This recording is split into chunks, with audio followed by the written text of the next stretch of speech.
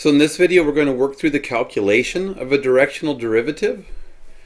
So it says for the function f of xy equals x squared y minus 4y cubed, compute the directional derivative evaluated at 2, 1 in the direction from 2, 1 to 4, 0. So remember, when we calculate a directional derivative, we're finding the slope of the tangent line to a point on the surface of the curve in the direction of u hat, a unit vector in the direction of interest. And even though we don't need to, we could actually plug in the ordered pair 2, 1, the ordered pair at which we're being asked to find the directional derivative. We could plug that ordered pair into our surface. So we have this 2 squared times 1 minus 4 times 1 cubed, which is going to be 4 minus 4 is 0. And we could actually find the point on the surface of the function f at which we're trying to find the derivative in a specific direction. So we're looking for the directional derivative at the point 2, 1, 0 on the surface of the function f. And to calculate the directional derivative, in the last 3 videos we developed and kind of formalized this shortcut formula for calculating the directional derivative. So now we're just going to apply the formula. So I need to take the partial derivative with respect to x and y, and I'm going to need to evaluate those partial derivatives at the ordered pair 2, 1. The x naught, y naught that I see here is the ordered pair 2, 1 at which I'm being asked to find the directional derivative. So my directional derivative with respect to x is going to be 2xy from this first term minus 0, because y is constant when we're taking the derivative with respect to x. And then I need to find the value of that that partial derivative when x is 2 and y is 1. So I replace x with 2 and y with 1, and I get 4 as the value of the partial derivative at the ordered pair of interest. I now need to calculate the partial derivative with respect to y. When I look at this, x squared is a constant coefficient on y when we're taking the partial with respect to y. So my derivative for this first term is going to be x squared minus my derivative for the second term with respect to y is going to be 12y squared. And then I need to know the value of that partial derivative when x is 2 and y is 1. So we get 2 squared minus 12 times 1 squared is just going to be 4 minus 12 is negative 8. So I have my f sub x and my f sub y. I have my partial derivatives with respect to x and y. Now I need to know u sub 1 and u sub 2. And remember, u sub 1 and u sub 2 are just the x and y components of u hat, the unit vector in the direction in which I'm interested in finding the derivative.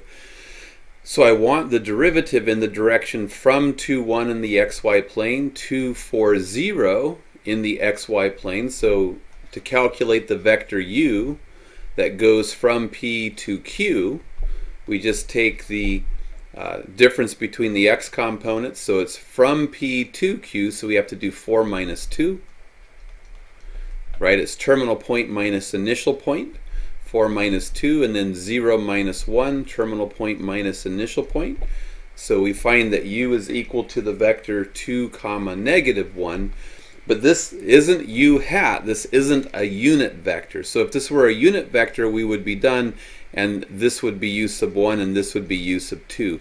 But because I can tell by observation that this vector is longer than 1, length 1, we need to find the length of u so we can then determine u hat, the unit vector or vector of length 1.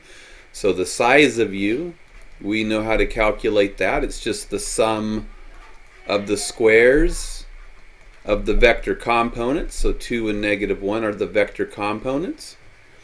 And that's going to be the square root of 2 squared is 4 plus negative 1 squared is going to be 5. So we get the square root of 5.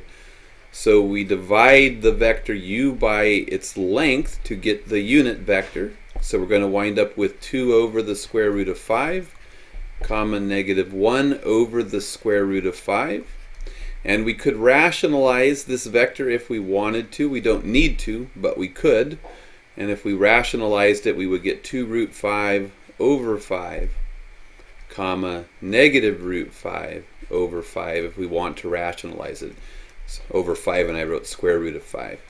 And now we have the pieces that we need to calculate the directional derivative. So the directional derivative in the direction of u, where u is the vector from p to q, is the same as the directional derivative in the direction of u hat, because u hat and u are parallel vectors. Finding the directional derivative in the direction of u hat is the same as finding the derivative in the direction of u, the vector from p to q.